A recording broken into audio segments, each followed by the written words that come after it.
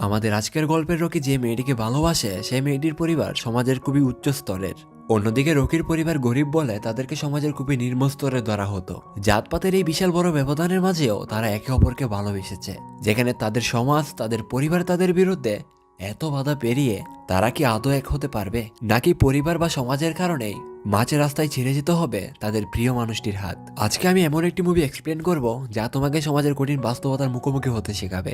তাই অনুরোধ রইল ভিডিওটা শেষ পর্যন্ত দেখার জন্য। তাহলে চলো হারিয়ে যায় গল্পের শেষ স্মৃতিতে উইথ দ্য লাস্ট মেমোরি চ্যানেলের আরও একটা নতুন মুভি এক্সপ্লেনেশন ভিডিওতে। মুভির শুরুতে আমাদের রকি নামের একটা ছেলেকে দেখানো হয়, যার ছোটবেলা কেটেছে অনেক দারিদ্রতার মাধ্যমে। তার পরিবারে তার বলতে শুধু তার মা আছে। বর্তমানে সে হায়দ্রাবাদে থেকে তার বন্ধুর সাথে জুম্বা নামের একটা নাচের কোচিং সেন্টার চালায়। তার জুম্বা ক্লাসে ভরে উচ্চস্বরে গান চালানোর কারণে তাকে প্রতিনিয়তই কথা শুনতে হতো। তাই রকি চায় এমন এক জায়গায় তার কোচিং সেন্টার খুলতে যেখানে মানুষের তেমন কোনো অসুবিধা হবে না, কিন্তু এর জন্য তার টাকার প্রয়োজন। রকি ব্যাংকের কাছে সাহায্য চাইলে ব্যাংক জানায় লোন নিতে হলে তাকে 6 মাস অপেক্ষা করতে হবে।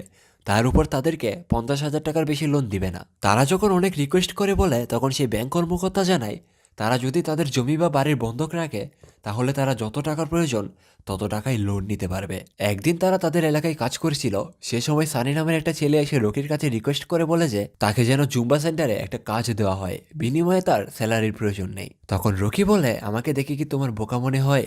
তুমি গীতা নামের একটি মেয়েকে পছন্দ করো, আর তাকে দেখার জন্যই তুমি আমার জুম্বা সেন্টারে কাজ করতে চাও। আর এজন্যই রকি সেই ছেলেটাকে না বলে দেয়। রকি একদিন লক্ষ্য করে তাদের পাশের বাসায় একটা নতুন মেয়ে এসেছে, যে কিনা অটো থেকে নেমে অটো ড্রাইভারের সাথে 5 টাকার জন্য অনেক কিপটামি করছে। মেয়েটা চাকরি করার জন্য হায়দ্রাবাদ শহরে এসেছে। মেয়েটার নাম হলো মনি। সে বর্তমানে তার ফ্রেন্ডের বাসায় থাকে। তার সেই ফ্রেন্ড তাকে বলে, তুমি চাকরি করবে, এটা কি তোমার পরিবার মেনে নিয়েছে? মনি বলে, মা কোনোভাবে বাবাকে ম্যানেজ করেছে, কিন্তু তার মামা তাকে আসতে দিতে চায়নি। মনির কথা শুনে বোঝা যায় সে তার মামার উপর কোনো এক কারণে খুবই বিরক্ত।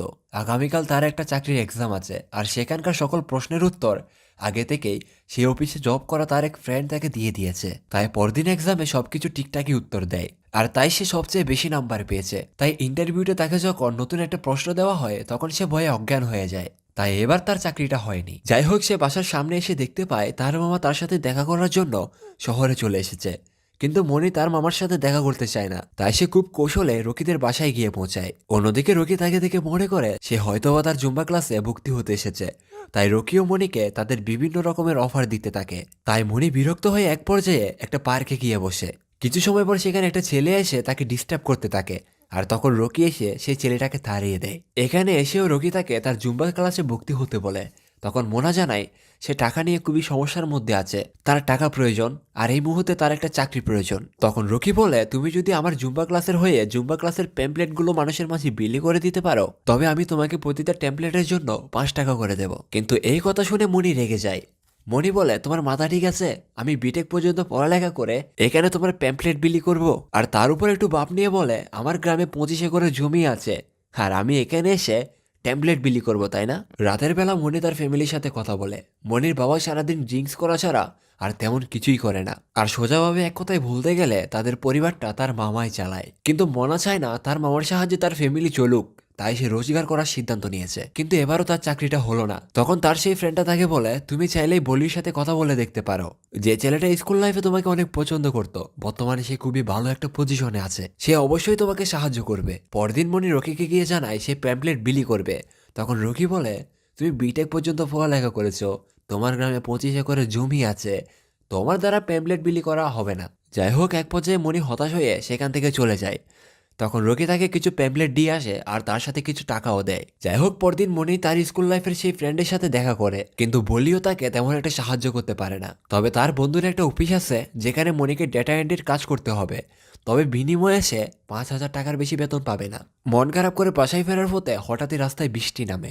মনি রকির জুম্বা ক্লাসে গিয়ে দেখে বৃষ্টির কারণে তারা দাঁড়িয়ে আছে, অপেক্ষা করছে কখন বৃষ্টি শেষ হবে। কিন্তু মনি বৃষ্টিকে উপেক্ষা করে মনের সকল কষ্ট বৃষ্টির ফোঁটার সাথে ঝেড়ে ফেলে দিয়ে নাচতে শুরু করে। আর এখানে রকিও তাকে সঙ্গ দেয়। তারা দুজনের মাঝে বেশ নাচা গানা হয়। ধীরে ধীরে সবাই নাচতে শুরু করে। মনির এমন নাচের প্রতিভা দেখে রকি টোটালি ইমপ্রেস হয়ে যায়। তাই রকি মনিকে বলে, তুমি চাকরি করার নেশা বাদ দিয়ে আমার সাথে আমার জুম্বা সেন্টারের পার্টনার হয়ে যাও। আমরা দুজনেই একসাথে কাজ করলে আমাদের জুম্বা ক্লাসে অনেক ভালো কিছু করতে পারবো। তুমি মেয়েদেরকে শেখাবে আর আমি ছেলেদেরকে শেখাবো। কিন্তু মনি জানায় সে এরকম কোনো কাজই করতে পারবে না। সেদিন রকি তাকে অনেক বোঝানোর চেষ্টা করে, কিন্তু এতে করে কোনো লাভ হয় না।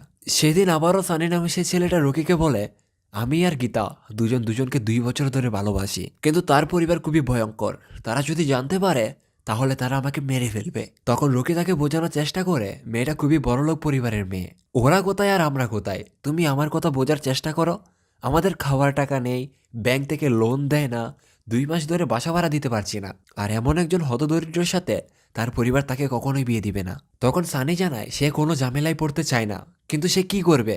ভালোবাসা তো আর কাউকে বলে হয় না। যাকে ভালোবাসে তাকে এক নজর দেখার সুযোগটা মিলে যাক, সে শুধু এতটুকুই চায়। অন্যদিকে মনি রকির জুম্বা ক্লাসের বিষয়টা নিয়ে তার ফ্রেন্ডের সাথে কথা বলে, আর এক পর্যায়ে এসে সিদ্ধান্ত নেয় সে রকির সাথে জুম্বা ক্লাসের পার্টনার হবে। আর এই কথা যখন সে রকিকে জানায়, রকি বেচারা খুবই এক্সাইটেড হয়ে যায়। কিন্তু মনি জানায় বিনিময়ে তাকে প্রতি মাসে 15,000 টাকা করে দিতে হবে। কিন্তু এটা রকির জন্য অনেক বড় একটা অ্যামাউন্ট। তাই পরদিন সে তার মায়ের সাথে এই বিষয়ে কথা বলে, তখন তার মা সরাসরি নিষেধ করে দেয়। রকি এই বিষয়টা নিয়ে কিছু একটা ভাবছিল, আর ঠিক সে সময় তার বন্ধুর কাছ থেকে সে জানতে পারে মনি আর রকি তারা একই গ্রামের, আর মনির মামা হলেন ওই গ্রামের জমিদার। রকি কিছু একটা ভেবে মনির সাথে 15,000-এ তার ডিলটা কনফার্ম করে। আর এর পরদিন থেকে মনি রকির সাথে জুম্বা সেন্টারের হয়ে কাজ করত। এভাবে ভালো ভালো কিছু মুহূর্ত, কিছু খুনসুটি, একসাথে ডান্স, তাদের জুম্বা ক্লাসে স্টুডেন্টের সংখ্যা প্রতিনিয়তই বাড়তে থাকে। সব মিলিয়ে তাদের ভালোই দিনকাল কাটছিল। এরই মাঝে রকি সানি নামে সেই ছেলেটাকেও তাদের জুম্বা ক্লাসে রেখে দিয়েছে। একদিন মনি তার সকল বন্ধুদের নিয়ে পার্টি দেয়, যেখানে তারা সবাই অনেক এনজয় করে।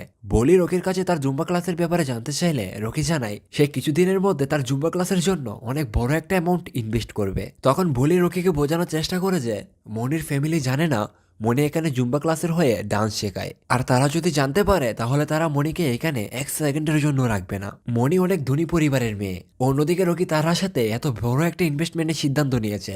মনির অনুপস্থিতিতে ভবিষ্যতে রকি কি তার জুম্বা ক্লাস কন্টিনিউ করতে পারবে? সত্য বলতে এই কথাগুলো রকিও কোনো ভেবে দেখেনি। তাই পরদিন থেকে সে মনিকে ছাড়াই ক্লাস কন্টিনিউ করতে থাকে। কিছু সময় পর মনি ফিরে এসে দেখে রকি কোনো একটা বিষয় নিয়ে চিন্তায় আছে। এর কারণ জানতে চাইলে রকি জানায় সে আজকে বিকেলে তার গ্রামের বাড়ি যাবে, আর তাই মনিও গ্রামের বাড়ি যাওয়ার বাহানা করে। রকি গ্রামের বাড়ি আসার কারণ হলো সে যদি তাদের জমিটা কারো কাছে বিক্রি করে দিতে পারে তবে সে জুম্বা ক্লাসটা আরো ডেভেলপ করতে পারবে। কিন্তু এই কথা শুনতেই তার মা তার উপর রেগে যায়। বিকেলবেলা রকির মামা আসে রকির সাথে দেখা করতে। রকির মামা হলেন এই এলাকার এসআই। তখন রকির মামা বলে সে নরেশ নামের একজন লোকের সাথে কথা বলে রেখেছে। এই লোকটা গ্রামের অনেকগুলোই জমি কিনে রেখেছে, কিন্তু সমস্যা হলো রকির মা কিছুতেই তার জমি বিক্রি করতে চায় না। অন্যদিকে মনি তার গ্রামের বাড়ি গিয়ে তার প্রথম 3 মাসের উপার্জন তার বাবার হাতে তুলে দেয়। অন্যদিকে রকি এখনো তার মাকে বোঝানোর চেষ্টা করছে, কিন্তু তার মার কথা হলো একবার জমি বিক্রি করলে সেই জমি আর কিনে নেওয়া যায় না, আর এই জমিটাই তাদের শেষ সম্বল। তখন রকি বলে জিরো থেকেই শুরু করেছিলাম মা, জিরো হয়েই শেষ হয়ে যাব। এমন জীবন আমার পছন্দ নয়, আমি আমার জীবনে কিছু একটা করতে চাই।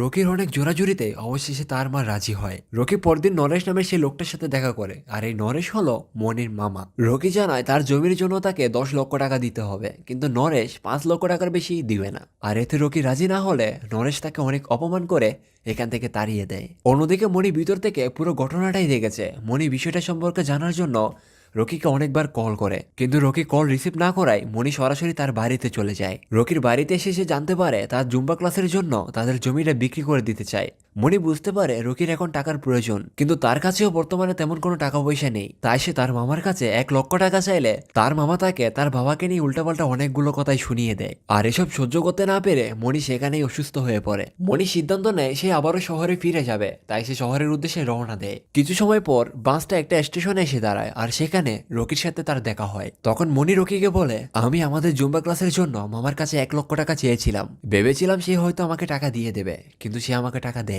তখন মনি তার গয়নাগুলো রকিকে দিয়ে বলে আসলে এই গয়নাগুলো মনির বাবা মনির বিয়ের জন্য খুব যত্ন করে বানিয়েছে, কিন্তু বর্তমানে মনির কাছে অন্য কিছুর চেয়ে জুম্বা সেন্টারটাই অনেক বড়। তারা বেশ কিছু সময় অপেক্ষার পর ফাইনালি তারা একটা গাড়ি পায়। মনি বাসে করে যাচ্ছে, অন্যদিকে রকি বাইক নিয়ে মনিকে ফলো করছে।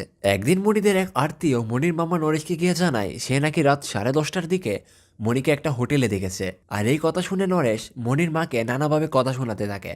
মনির মা যখন মনিকে কল করে এই বিষয়ে জানতে চায় তখন সে জানায় সেদিন গাড়ির জন্য অপেক্ষা করছিল আর সেই সময় তার পিরিয়ড হয়ে যায় আর এই কারণে তাকে হোটেলে যেতে হয়েছে ড্রেস চেঞ্জ করার জন্য। কিন্তু তার এই কথাটা তার মামা বিশ্বাস করে না, তাই সে এই বিষয়ে আরো ভালোভাবে জানার জন্য পুলিশ লাগিয়ে দেয়। পুলিশের এসআই সেখানকার সিসিটিভি ফুটেজ চেক করে মনির সাথে রকিকে দেখে ভিডিওটার সাথে সাথে ডিলিট করে দেয় আর সকল প্রমাণও নষ্ট করে ফেলে এবং মনির মামাকে গিয়ে বলে মনি সেদিন কোনো রুম নেয়নি। পরদিন রকির মামা রকিকে সাবধান করে বলে কি হচ্ছে এগুলো, তোমরা দুজনকে যদি দেখে ফেলে তাহলে ওর মামা তোমাকে ছাড়বে না, তুমি তোমার জুম্বা সেন্টার থেকে তাকে বের করে দাও, অন্যথায় এরা নিজেরাই ঠিক থাকবে, মাঝখানে তোমাকেই মরতে হবে। রকি তার মামার কথা শুনে মনির সাথে এই বিষয়টি নিয়ে আলোচনা করে। রকি মনিকে তার ফ্রেন্ড বুলিয়ে দেওয়া 5,000 টাকা বেতনে সেই চাকরিটা করতে বলে, কিন্তু মনি জানায় আর যাই হোক না কেন সে কিছুতেই ডান্স করা ছাড়বে না। তখন রকি বলে তোমার পরিবার যখন তোমাকে জিজ্ঞেস করবে তুমি কিসের চাকরি করো তখন কিছু একটা বলতে হবে, তাছাড়া তোমাকে ডান্স ছেড়ে দিতে বলছে কে? মর্নিং ইভিনিং ডান্স করো আর মাঝখানে চাকরিও করো। আইডিয়াটা দারুণ, তাই কষ্ট হলেও মনে এই সিদ্ধান্তে রাজি হয়ে যায় আর এভাবেই চলতে থাকে তাদের দিনকাল। একটা স্বপ্ন পূরণের জন্য এরকম হাজারো কষ্ট সহ্য করতেই হয়। অন্যদিকে কিছুদিন পর রকি তাদের জমির দলিলটা ব্যাংকে দিলে ব্যাংক তাদের লোন দিতে রাজি হয় আর এভাবেই কিছুদিনের মধ্যে তারা তাদের জুম্বা ট্রেডিং সেন্টারের জন্য একটা হল কিনে নেয় আর আজকে এই হলের উদ্বোধন। আর এজন্যই রকি তার মাকে শহরে নিয়ে এসেছে, কিন্তু রকির মা জানে না এখানে রকির পাশাপাশি মনির অবদান কতটুকু। অনেক চেষ্টা ও ধৈর্যের ফলে আজ তারা তাদের স্বপ্ন পূরণ করতে পেরেছে আর এসব কিছুর জন্য রকি মনিকে ধন্যবাদ জানায়। রকি বলে এত বড় একটা সেন্টার এত অল্প সময়ে খুলতে পারবো সেটা আমি কখনো ভাবিনি, এসব শুধু তোমার কারণেই। আমার মনে হয় তুমি যদি আমার সাথে থাকো তাহলে আমি অনেক কিছুই করতে পারবো। যাই হোক সেদিন তারা একসাথে গল্প করে ডান্স করে অনেক ভালো একটা সময় কাটায়। এভাবেই ধীরে ধীরে তাদের সম্পর্কটা আরো গভীর হতে শুরু করে। সেদিন মনি বাসায় ফেরার পথে তার মা তাকে কল করে জানায় তার মামা তার সাথে দেখা করার জন্য হায়দ্রাবাদ যাবে, কিন্তু মনি তার মামার সাথে দেখা করতে চায় না। তার মামার প্রতি সে খুবই বিরক্ত আর সে সিদ্ধান্ত নিয়েছে যে সে তার মামার সাথে সরাসরি কথা বলবে। অন্যদিকে সে রকিকে কল করে বলে সে রকিকে কিছু একটা বলবে, তাই রকি যেন তার বাসায় চলে আসে। মনির কথা মতো রকি তার বাসায় যাওয়ার পথে হঠাৎই মাঝ রাস্তায় মনির মামাকে দেখে সে গাড়ি ঘুরিয়ে নেয়। সে বুঝতে পারে এখন তার মনির বাসায় যাওয়া ঠিক হবে না, তাই সে বন্ধুদের সাথে নিয়ে সিনেমা দেখতে চলে যায়। কিছু সময় পর মনির বাসায় কলিং বেল বেজে উঠলে মনি খুশি মনে দরজা খুলে, কিন্তু তার মামাকে দেখে সে ভয় পেয়ে একটা রুমের মধ্যে নিজেকে বন্দি করে নেয়। বাইরে থেকে তার মামা তার সাথে অনেক রাগারাগি করে, যার কারণে মনি অনেক ভয় পেয়েছিল আর সেই কারণেই সেই রাতটা সে ওই রুমেই কাটিয়ে দেয়। পরদিন সকালে তার ফ্রেন্ড এসে তাকে দেখে তোলে। সে মোবাইল চেক করে দেখে রকি তাকে মেসেজ পাঠিয়েছে, কিন্তু রাতে তার আসার কথা ছিল সে আসেনি। তাই পরদিন মনি তাকে অনেক কথা শোনায়। মনি বলে আমি তোমার সাথে আর কাজ করব না, নতুন সেন্টার নেওয়ার পরেই আমার প্রয়োজন ফুরিয়ে গেছে, তাই না? রকি তাকে বোঝানোর চেষ্টা করে, কিন্তু না, মনি রকিকে যা নয় তাই শোনাতে থাকে। এক পর্যায়ে রেগে গিয়ে রকিও দুই একটা কথা শুনিয়ে দেয়। রকি বলে তোমার কালকে থেকে আসার প্রয়োজন নেই, আরে তোমার থেকে তোমার মামা হাজার গুণে ভালো। প্রথমেই রাস্তায় দাঁড় করিয়ে কথা বলে ক্লিয়ার করে দেয় আমরা কোথায় আর সে কোথায়, আর আজ তুমিও ওই একই কাজই করলে। যাই হোক ভালোই হলো, প্রয়োজন নেই তোমার। রকির সাথে ঝগড়া করে বাসায় এসে মনি কাঁদতে থাকে। অন্যদিকে রকিও তার কাছে মনোযোগ দিতে পারছে না। মনি দেখে রকি ছাদের এক কোনায় খাওয়া দাওয়া বাদ দিয়ে মন খারাপ করে বসে আছে। রাতের বেলা মনি তার সাথে কথা বলার চেষ্টা করে। রকির রাগ ভাঙানোর জন্য সে রকির কাছে ক্ষমা চায়, কিন্তু রকি তার দিকে ভালো করে তাকায়ও না। মনি বলে তোমাকে আমি সবকিছু খুলে বলছি, তুমি শোনো। কিন্তু রকি মনির কোনো কথাই শুনতে চায় না। রকি সারাদিনই কিছু খায়নি, তাই মনি তাকে খাইয়ে দেওয়ার চেষ্টা করে, কিন্তু না, রকি খাবে না। কিছু সময় পর মনি রকির কলার ধরে বলে কি সমস্যা, এবার আমাকে বলো, কিসের এত ব্যবধান আমাদের মাঝে? আর এই বলে মনি রকির গালে কিস করে সেখান থেকে চলে যায়। পরদিন তারা দুজনেই ছাদে আসে। রকি বলে কালকে যা হয়েছে তা মিস্টেকলি হয়ে গেছে, আমরা এসব কথা বলে দুজনেই আগের মতো একসাথে কাজ করব। কিন্তু মনি জানায় কালকে তাদের মাঝে যা হয়েছে তা ভুল কিছু হয়নি। আর এখানে মনি রকিকে তার ভালোবাসার কথা জানায়। তখন রকি বলে আমিও তোমাকে প্রথম দেখাতেই ভালোবেসে ফেলেছিলাম। আর এভাবেই শুরু হয় তাদের এক নতুন জীবন, একসাথে চলা, একসাথে ক্লাস চালানো, সুন্দর সুন্দর কিছু মুহূর্ত।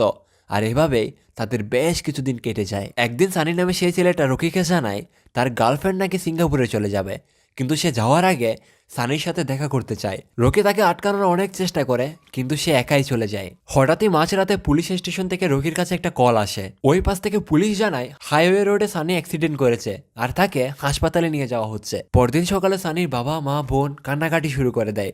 সানি আর বেঁচে নেই। কিছু সময় পর সানির পোস্টমর্টম করা বডি তার পরিবারকে বুঝিয়ে দেওয়া হয়। রকির এই বিষয়টা নিয়ে কেন জানি না একটু কটখা লাগে, তাই সেই বিষয়টা নিয়ে পুলিশকে জিজ্ঞেস করলে পুলিশ বলে তোমার যদি কোনো সমস্যা মনে হয় তাহলে তুমি মামলা করতে পারো, তবে এতে কোনো লাভ হবে না, শুধু শুধুই সময় নষ্ট। তাই তারা সেদিন রাতে হায়দ্রাবাদে ফিরে যাওয়ার পথে রকির হোয়াটসঅ্যাপে আরও একটা মেসেজ আসে। কেউ একজন রকিকে মেসেজ করে জানায় গীতা নাকি সুইসাইড করেছে। আর এই নিউজটা শুনে তারা টোটালি ভেঙে পড়ে। পরদিন রকি সিদ্ধান্ত নেয় সে আবারও বাড়ি যাবে, আর এবার তার মাকে সে মনির বিষয়ে জানাবে। কিন্তু সে যখনই তার মাকে এই বিষয়ে জানায়, তার মা তার উপর প্রচুর রেগে যায়। প্রথমত মনির ফ্যামিলি বড়লোক হতে পারে, কিন্তু তাদের মন ভালো না, তারা ভালো মানুষ নয়। তার মা তাকে তার মতো করে বোঝানোর চেষ্টা করে, কিন্তু রকিও বারবার তার মাকে রিকোয়েস্ট করেই যাচ্ছে। এক পর্যায়ে রকির মা বলে, ঠিক আছে, তবে আমি তোমাকে নিয়ে তাদের বাড়ি যাব। আমি 10,000 টাকা দামের একটা শাড়ি পরবো।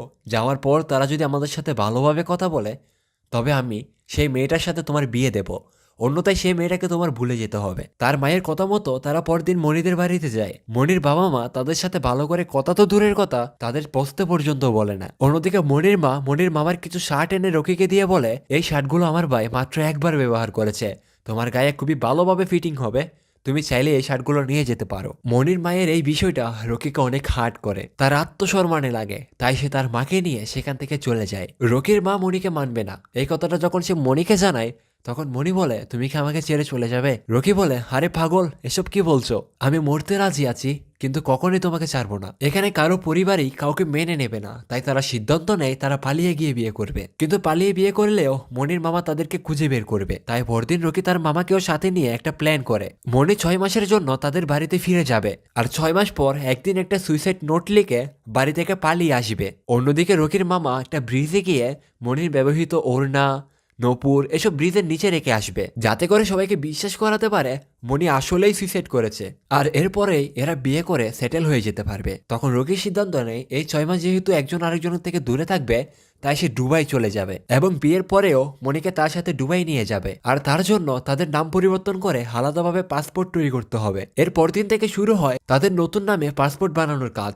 এভাবেই সবকিছু রেডি করে মনি চলে আসে তাদের গ্রামের বাড়িতে, আর রকি চলে যায় কাজের উদ্দেশ্যে দুবাই। তাদের অপেক্ষাটা 6 মাসের। এই 6 মাসে তারা না একজন আরেকজনকে দেখতে পারবে, না একজন আরেকজনের সাথে কথা বলতে পারবে। তারা একজন অন্যজনের থেকে 1000 মাইল দূরে থেকেও একে অপরকে ফিল করে। আর এভাবেই দেখতে দেখতে তাদের 6টা মাস কেটে যায়। একদিন রকি তার মামাকে কল করে মনির বিষয়ে জানতে চাইলে মনি রকির কল পেয়ে ইমোশনাল হয়ে যায়। তখন রকি জানায় তাদের বিয়ের জন্য একটা শুভ সময় দেখতে হবে।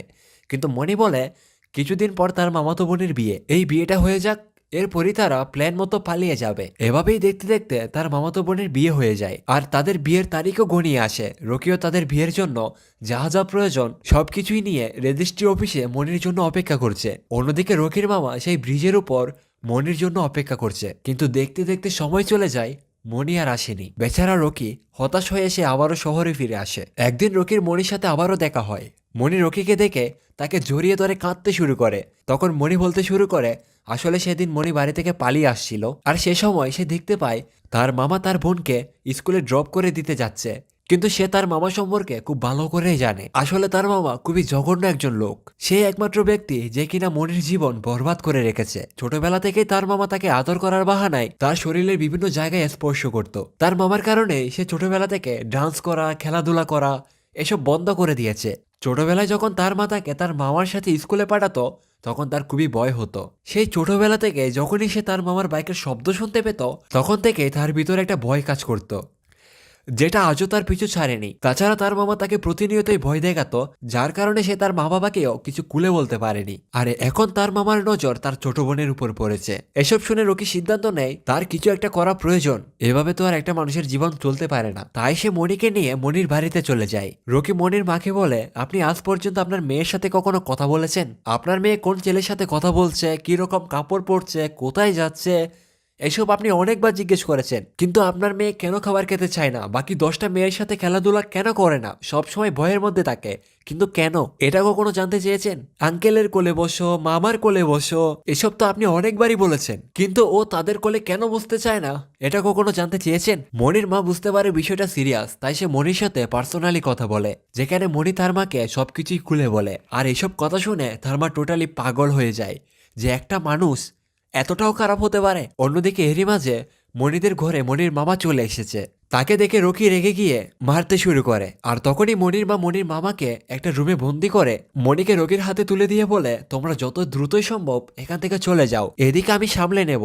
রকি মনিকে নিয়ে তাদের বাড়ির পিছন দরজা দিয়ে পালাতে শুরু করে। অন্যদিকে মনির মামা তাদের পেছনে লোক লাগিয়ে দিয়েছে। রকি তার মা ও মনিকে নিয়ে পালাতে শুরু করে, কিন্তু এতে কোনো লাভ নেই। তারা পালিয়ে যাবে কই? এই গ্রামে কি নেই তাদের? এই গ্রামের মানুষদের লুটে লুটে এত সম্পত্তি করেছে যে যেদিকে চোখ যায় সবই ওই নরেশের। এভাবে পালিয়ে আর কতটুকু বাঁচবে? কয়দিনই বা পালিয়ে থাকবে? তাই রকি সিদ্ধান্ত নেয় এবার সে লড়বে, বাঁচার জন্য লড়বে। সে মনির মামার বাড়িতে গিয়ে তার মামাকে মারতে শুরু করে। আরেকটা সময় মনির মামা রকির মাথায় আঘাত করে, যে কারণে রকির উঠে দাঁড়ানোর শক্তিটুকুও ছিল না। আর এই সুযোগে নরেশ মনিকে নিচে ফেলে দিতে যাবে, তখনই রকি গিয়ে নরেশকে নিচে ফেলে দেয়। আর এখানেই নরেশের মৃত্যু হয়। পরবর্তীতে পুলিশ আসে রকিকে ধরে নিয়ে যাওয়ার জন্য, কিন্তু মনি যে তাকে জড়িয়ে ধরেছে সে আর ছাড়তে চায় না। রকি বলে, তুমি চিন্তা করো না, আমার কিচ্ছু হবে না, আমি আবারও ফিরে আসব। তোমার মামার মৃত্যুর মাধ্যমে এই গ্রামে আরো 5টা মেয়ে নিশ্চিন্তে বাঁচতে পারবে। আর এভাবে বেশ কিছুদিন কেটে যায়। তবে আজ রকিকে মুক্ত করে দেওয়া হয়েছে। এর উত্তরে জজ বলে, নরেশ তার অপরাধ লুকোনোর জন্য মনিকে ছাদ থেকে নিচে ফেলে দিয়ে মারার চেষ্টা করে, আর তাকে বাঁচাতে গিয়ে হাতাহাতির কারণে নরেশ পিছলে পড়ে যায়, আর এতে তার মৃত্যু হয়। তার মৃত্যুতে কেউ সরাসরি দায়ী নয়। হাজারো বাধা পেরিয়ে অবশেষে মনি ও রকি তারা তো এক হতে পেরেছে। আপনি যদি কাউকে ভালোবেসে হাত ধরতে চান, তবে তার হাতটা এমন ভাবে ধরুন যাতে কোনো ঘটনায় বাধা হয়ে দাঁড়াতে না পারে। ওয়েল, এতক্ষণ আমার সাথে থাকার জন্য সবাইকে অসংখ্য ধন্যবাদ। ভিডিওতে এখন একটা লাইক করে কমেন্টে জানাতে পারো ভিডিওটা তোমাদের কেমন লেগেছে। আর যদি চ্যানেলে নতুন হয়ে থাকো তবে চ্যানেলটিকে সাবস্ক্রাইব করো। দেখা হচ্ছে নতুন কোনো ভিডিওতে নতুন কোনো গল্প নিয়ে। সে পর্যন্ত সবাই ভালো থেকো, সুস্থ থেকো। আল্লাহ হাফেজ।